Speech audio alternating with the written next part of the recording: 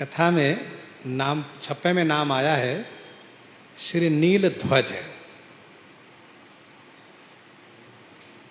नीलध्वज ये महिषमती नगरी के राजा थे। नीलध्वज, इनके पुत्र का नाम था प्रवीर।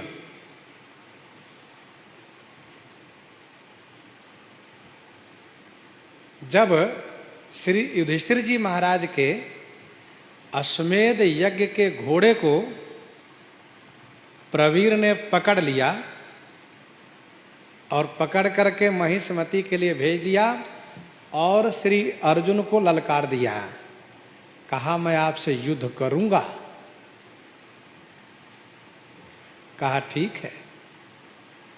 युद्ध के लिए जब प्रवीर ने ललकारा तो भगवान श्री कृष्ण के साथ अर्जुन आए और युद्ध में प्रवीर ठहर नहीं सका। कहा अर्जुन, भगवान श्री कृष्ण। तब इनके पिता नीलध्वज स्वयं युद्ध में आए, बड़ी संख्या में सेना लेकर के। बड़ा भयानक युद्ध हुआ। अर्जुन ने इनके सेना को संहार करना शुरू किया। तब नीलध्वज ने बाण पर अपने जमाता को बैठा दिया। इनके जमाता कौन है? कहा अग्नि। स्वाहा इनकी पुत्री है, नीलध्वज की स्वाहा इनकी पुत्री है, तो स्वाहा अग्निदेव की पत्नी है। इस नाते से अग्निदेव इनके जमाता हुए। अब जमाता को बाण के अग्रभाग पर बैठा करके जब बाण चलाया है नीलध्वज ने, तो अर्जुन का कुछ काम नहीं कर रहा था। बड़ी संख्या में सेनाओं का संहार शुरू हो गया। अर्जुन परेशान, वरुणास्त्र का प्रयोग किया, निष्फल गया। तब उन्होंने नारायणास्त्र का जब संधान किया तो वह शांत हो गया। शांत हो गया। तब अर्जुन ने कहा अग्निदेव से, अब आप ये बताइए, आप सदैव मेरी रक्षा करते थे, मेरे साथ देते थे। आपने ही गांडीव धनुष दिया, आपने ही रथ दिया, सदैव आप मेरी रक्षा करते रहे हैं। आज क्या बात है कि आप नीलध्वज के संरक्षण में हो गए, उनकी ओर चले गए? क्यों? ससुर होने के नाते आपने मेरा साथ छोड़ दिया। अग्निदेव ने कहा नहीं, ससुर होने के नाते नहीं। बात यह है कि भगवान श्री कृष्ण के साथ रहते हुए भी आप पांडव अश्वमेध यज्ञ से पवित्र होना चाहते हो। भला इसमें श्री कृष्ण का अपमान है कि नहीं?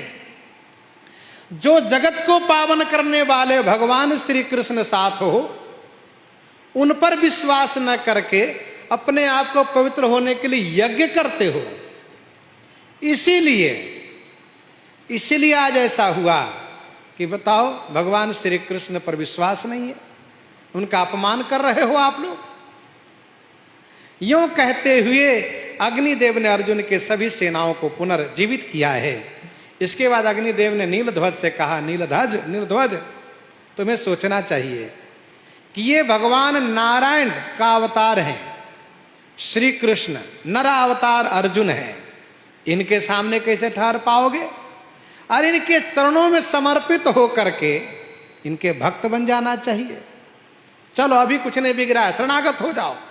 नीलध्वज तुरंत भगवान के चरणों में मस्तक रख दिए। बड़े प्रसन्न हुए, आनंदित हुए। और फिर इसके बाद पूछा, हम क्या सेवा करें? अर्जुन ने कहा, मेरे साथ रह करके अश्व की रक्षा कीजिए। कहा ठीक है। तो ऐसे महान भागवत नीलध्वज।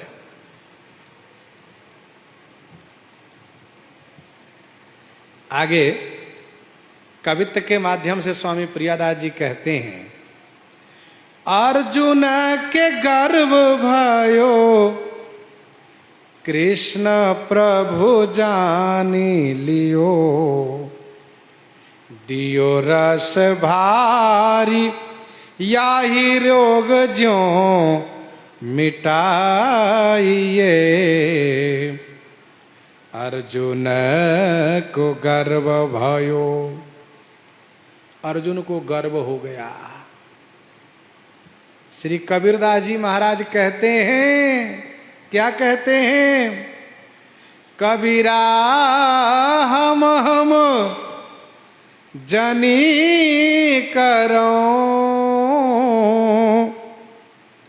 हरि जई हैं ऋषियाई। अहंकार परिवार निज, ले सकल बुलाई। करता धरता मैं नहीं, हम में ज्ञान न भक्ति। यही भाव से हरि भजे, तब बाढ़े आसक्ति। अर्जुन को गर्व भयो, अर्जुन को अभिमान हो गया, मैं बहुत बड़ा धनुर्धर, मैं भगवान का सर्वाधिक प्रिय भक्त दास, मैं इनका सखा हूं, इनके बराबर का। भगवान को अहंकार अच्छा नहीं लगता है। अभिमान गोविंद ही भावत नाही, वेद पुराण कहे जगजान, अभिमान गोविंद ही भावत नाही।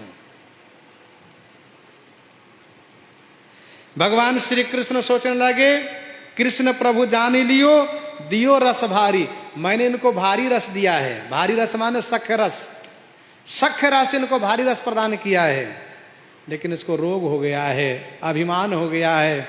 या ही रोग ज्यों मिटाइए, इनको जो अभिमान रूपी रोग हो गया है, इसको मैं मिटाऊंगा। ये भगवान की वाणी है, ये उनका स्वभाव है कि उनके दास को जब अभिमान हो जाता है तो वे बिना मिटाए नहीं छोड़ते हैं।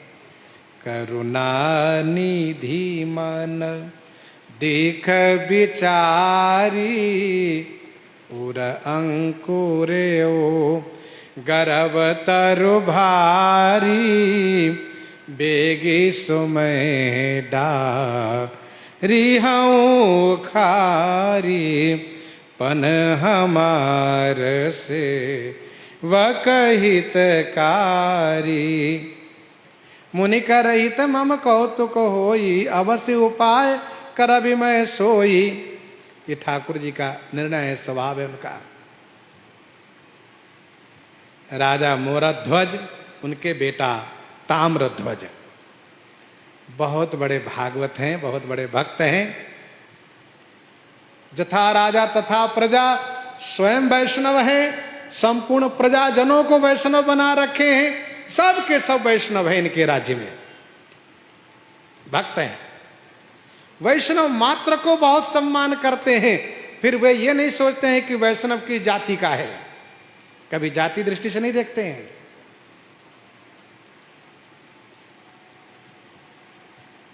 जो भी कोई आ जाए वैष्णव है, हा, तुरंत सिंहासन से उतर करके उनके चरणों में मस्तक रखते हैं, उनका पद प्रक्षालन करते हैं, उनकी पूजा करते हैं, उनकी सेवा करते हैं। श्री मोरध्वज की इस उदारता को, वैष्णव निष्ठा को देख करके कुछ चोरों ने चालाकी किया। क्या किया? चोर लोग वैष्णव का वेश बनाए, आ गए महाराज के पास। महाराज ने उनका प्रणाम किया, स्वागत सत्कार किया। महाराज विराजिए। चोर संत वेशधारी चोरों ने कहा, हाँ बिल्कुल हम रहने ही आए हैं। फिर वहां उनको ठहराया गया, ठहर गए वे। राजा मोरध्वज किसी काम से गए बाहर, बाहर जब गए और जैसे ही बाहर गए वैसे रात्रि में इन चोरों ने अपना काम बनाना शुरू किया, रानी को मार डाला और रानी को मार करके संपत्ति ढोना शुरू किया। रातों रात बहुत संपत्ति उठाया। इसके बाद प्रातः होते कुछ विशेष मणि आदि के गट्ठर बना करके सिर पर रख के जा रहा था। राजा उधर से घोड़े से आए, मोरध्वज। मोरध्वज को लगा कि मैं नहीं था, इसलिए इन संतों को यथोचित सत्कार नहीं हुआ, इसलिए संत जा रहे हैं। राजा तुरंत घोड़े से कूद गए, चरणों में मस्तक रख दिए। महाराज आप जाइए मत, आप नाराज होके जा रहे? कहा नहीं नहीं मैं जा रहा हूं। कहा नहीं नहीं महाराज, मैं लौट के आ रहा हूं, आप जा रहे हैं, मैंने अभी ठीक से सेवा किया नहीं, आपका दर्शन किया नहीं, चलिए। कहा नहीं नहीं हमको जाने दो। कहा नहीं नहीं, राजा मोरध्वज ये सोच रहे कि संत नाराज हो गए, इसलिए अपनी गठरी मोटरी सिर पर रख के जा रहे हैं। अब जब बहुत आग्रह किया तब चोरों ने कहा महाराज महाराज हम बाबा नहीं तो, हम साधु नहीं तो, हम चोर हैं। अरे नहीं नहीं महाराज, ये तो आपकी महानता है, आप चोर कहते, भला आप चोर हो सकते? नहीं नहीं राजन, देखो तुरंत गठरी खोल के दिखाए, आपके राजकोष से सब मैं लेकर जा रहा था।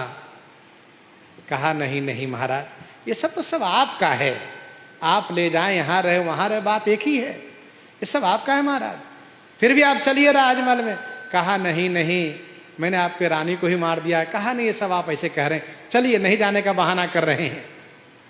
राजा ने बहुत आग्रह करके उन सब को लेकर आए फिर से, और लेकर फिर आसन में बैठाए और पद प्रक्षालन किया और चरणोदक लिया, तथा उस चरणोदक को रानी के ऊपर भी सिंचन किया। रानी उठकर खड़ी हो गई, जैसे कि मानो गाढ़ी नींद में सो रही थी, जग गई हो। अब उन चोरों की आंख खुली और चोरों ने कहा बाप रे, ऐसी निष्ठा, इतनी श्रद्धा, इतना विश्वास, ऐसी भक्ति, अब हम चोरी कभी नहीं करेंगे, अब हम इस वेश को कभी नहीं हटाएंगे, अब हम सचमुच बाबा जी बन के ही रहेंगे। यह है मोरध्वज की कथा के इतिहास में। इन्होंने, महाराज मोरध्वज ने संपूर्ण राजधानी में वैष्णवता का प्रचार किया। सब वैष्णव है, सब भक्त हैं, सभी भक्त हैं। हुआ क्या, एक बार जमराज के दूत घूमते घूमते इनकी राजधानी में आ गए, इनकी राजधानी में आ गए, तो यहां के लोगों ने उनको ठोकर मार के भगा। यहां कहां घूमने आए हो, यहां कहां जगह तुम्हारे लिए? जमदूत ने बड़ा अपमान महसूस किया, बताओ मेरा इतना बड़ा अपमान। जाकर के धर्मराज से शिकायत किया, महाराज महाराज, ये मोरध्वज के राजधानी में हम सबको बड़ा अपमान है, बताइए, धक्का मार के भगा दिए जाते हैं, कहते यहां तुम्हारी कोई आवश्यकता ही नहीं है। धर्मराज ने कहा हो सकता है कुछ कारण हो। धर्मराज ने जाकर के प्रभु से कहा, प्रभु मुझे इस बात को लेकर बड़ा कष्ट है। क्या कष्ट है? कहा कि बताइए, आपके भक्त हैं ठीक है, लेकिन हमारे दूतों को इतना अपमान नहीं करना चाहिए था। अच्छा, भगवान उनके राज्य की रक्षा में चक्र रख दिए थे, चक्र उनका धक्का मार के भगा दिया था जमदूतों को। तो भगवान ने कहा ये काम करते, चलो दिखाते मोरध्वज की भक्ति को, ऐसे समझ में नहीं आएगा उसकी भक्ति क्या है। सो भगवान बन गए साधु और धर्मराज को बना लिए सिंह। सिंह बना करके भगवान आए, मोरध्वज ने उनका बड़ा स्वागत सत्कार किया, बहुत स्वागत सत्कार किया। पूछा महाराज प्रसाद? तो भगवान ने कहा सुनो, ऐसे नहीं, पहले मेरे सिंह को संतुष्ट करो, मेरे चेला, ये मेरा चेला है, इसको खुश करो। कहा ठीक है। हाथ जोड़ करके पूछा, संत भगवान ये आपके सिंह क्या पाते हैं क्या? कहा तुम नहीं जानते हो क्या पाते हैं? मांसाहारी, शुद्ध मांसाहारी, तुम्हारे बेटे के मांस को खाएगा ये। कहा ये तो महाराज बड़ी अच्छी बात है। फिर तो मोरध्वज ने अपने बेटे ताम्रध्वज को बुलाया, ताम्रध्वज से कहा, ताम्रध्वज प्रसन्न हो गए, ताम्रध्वज प्रसन्न हो गए। कहा पिताजी ये तो मेरे लिए सौभाग्य की बात है, बड़ी प्रसन्नता की बात है, जो जीवन मेरा सार्थक हो रहा है। आज ये शरीर इस सिंह का भोजन बन जाएगा, मैं तो अपने आप को कृतार्थ समझूंगा, धन्य समझूंगा। और इस प्रकार से पिताजी को प्रणाम किया और सिंह के पास जाकर के हाथ जोड़ कर कहा, हे सिंह महाराज, मैं आपके सामने खड़ा हूं, आप प्रसन्नता के साथ मुझे खाइए, मुझे किसी प्रकार से कोई कष्ट नहीं, कोई शिकायत नहीं, मैं बहुत संतुष्ट हो जाऊंगा, आप खा लीजिए। यूं जब हाथ जोड़कर खड़े हो गए तो देखा क्या, सिंह के जगह धर्मराज, साधु के जगह भगवान दोनों प्रकट हो गए और प्रकट होकर कहा, मोरा ध्वज, ताम्र ध्वज, तुम दोनों बहुत बड़े महान हो, तुम दोनों बहुत बड़े महान हो, तुम दोनों को कोई कुछ विनाश नहीं कर सकता। तब भगवान ने धर्मराज से कहा कि देखो धर्मराज, इसीलिए मैंने इनके राज्य की रक्षा के लिए, इनकी प्रजा की रक्षा के लिए चक्र को रख रखा है, और कोई बात नहीं है, इसलिए रख रखा है। अर्जुन के गर्भ भयो, किस कृष्ण प्रभु जानी लियो, दियो रस भारी, या ही रोग ज्यों मिटाइए।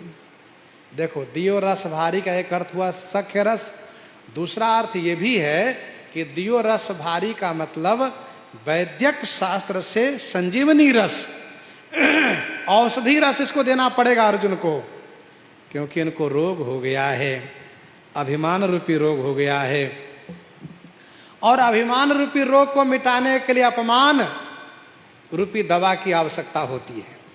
जिसको बहुत अभिमान हो गया हो, उसको जब अपमान होता है तभी उसका अभिमान नष्ट होता है, अपमान रूपी दवा। इस प्रकार से भगवान श्री कृष्ण अर्जुन को साथ में लेकर के चलते हैं, अर्जुन के गर्व मिटाने के लिए भगवान श्री कृष्ण वृद्ध ब्राह्मण बन जाते हैं, संत जी के वेश में अर्जुन को अपना एक बालक शिष्य रूप में बना लेते हैं, मोरा ध्वज के पास पहुंच रहे हैं। आगे की कथा जिस प्रकार से गाई गई है सो आगे श्रवण करेंगे। इन्हीं के साथ आज सीताराम सीताराम सीताराम सीताराम सीताराम।